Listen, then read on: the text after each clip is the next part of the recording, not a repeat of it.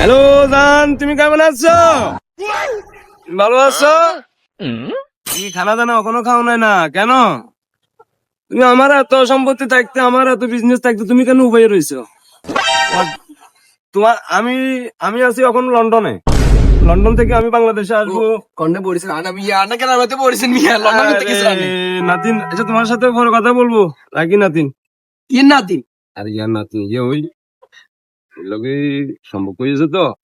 নাতিন কেন নাতিন, আরে বগিচা, আজও দেখছি আনা নাতিনের কি জান বলান আরে ইয়ার নাতিন ইয়ে বহুত সব করি ভালো আদর করি তো মোহব্বত তুমি বলাই আরে কামাশের উইছে মিয়া আরে আজ শাসির কমুদো মিয়া বাতিজা তুই